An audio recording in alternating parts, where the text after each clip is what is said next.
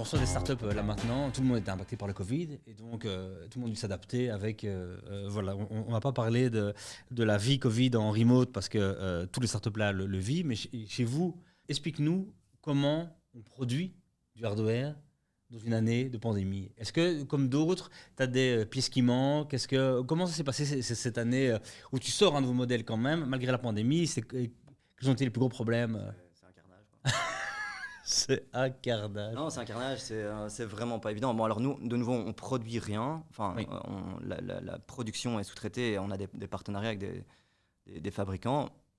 Ceci dit, le problème reste le même. Et limite, c'est encore pire parce qu'on n'a pas du tout le contrôle sur cette production. Donc, les premiers qui ont été touchés par la pandémie il y a maintenant plus d'1 an, c'est la Chine. Donc, nous, en janvier, déjà décembre 2019, on commençait à avoir des conversations un peu bizarres avec certains de nos fabricants. Donc, on a été. C'est très bizarre parce que tu dis que les délais étaient plus respectés. Comment Non, vous avez senti ces signaux? J'apporte aucun jugement de valeur sur ce qui s'est passé, mais de manière juste factuelle. En janvier ou en février, je ne sais plus exactement, quasi tous nos fabricants asiatiques ont fermé. Et à ce moment-là, panique, branle-bas de combat. À ce moment-là, c'était il y a plus d'1 an. Donc aujourd'hui, il faut se remettre. Oui. On savait pas du tout, on connaissait pas du tout l'ampleur du truc. Est-ce que c'est beaucoup plus élevé que ce qu'on a vécu, beaucoup plus faible que ce qu'on a vécu? On ne savait pas. Tout ce qu'on savait, c'est que nos fabricants étaient fermés. Maintenant, le temps qu'on réagisse un peu, enfin qu'on comprenne un peu ce qui était en train de se passer, ils avaient déjà réouvert. Donc Okay. la fermeture complète des usines ont duré 6 semaines, quoi. Donc les partenaires chinois ont fermé 6 semaines, ok. Ouais. Et après ça s'est déroulé alors comme avant ou il y avait des retards de malades à reprendre Mais donc d'un côté, il y a eu plusieurs choses qui sont passées plus ou moins en même temps et qui ont eu des effets différents. Donc d'un côté, on a la plupart des fabricants de l'industrie du vélo qui ferment pendant 6 semaines. 6 semaines, c'est pas beaucoup. Heureusement, on a évité une catastrophe, en tout cas commerciale. Maintenant, ces 6 semaines, ils n'ont pas été rattrapés. Donc, c'est comme un problème de fil aux caisses, quoi. Une fois que tu as du retard, ta file, tu ne la rattrapes pas. Et donc, ça, c'est une première chose. Alors, la deuxième chose, il y a eu des lockdowns un peu partout en Europe, ce qui a quand même eu des effets particuliers sur nos efforts commerciaux. On n'a plus vraiment fait de com. On a arrêté de faire des test rides. On offre des test rides à domicile partout en Europe. On a arrêté de faire ça. Le magasin était fermé. Malgré cette pause d'efforts commerciaux, une fois que les gens ont commencé à avoir une certaine compréhension de ce qui se passait, la demande pour le vélo au printemps et été 2020 a explosé. Ce qui est génial pour tout acteur dans cette industrie. Maintenant, la plupart des acteurs dans cette industrie, c'est génial, ils ont une demande très forte, mais ils se sont retrouvés sans stock pendant tout l'été.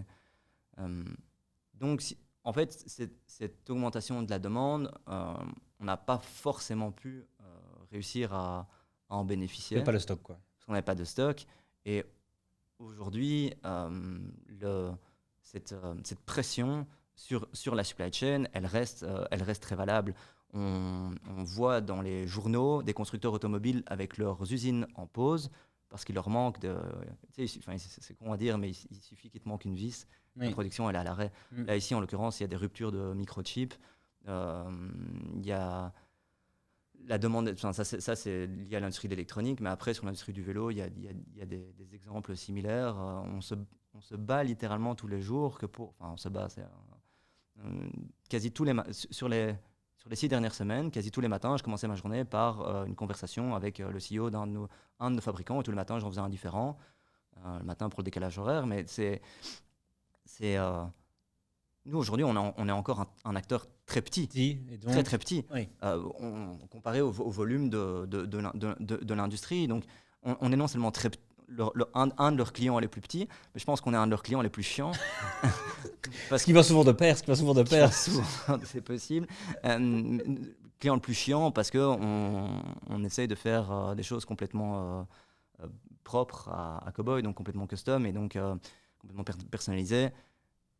Du coup, la seule raison en fait, pour laquelle ils travaillent avec nous, c'est parce qu'ensemble, on fait des choses nouvelles Et donc les fournisseurs, c'est comme ça qu'ils se développent. C'est pour ça qu'ils acceptent parfois certains clients qui sont petits et chiants, Oui. mais c'est parce qu'ils apprennent. Ils apprennent de nouveaux trucs.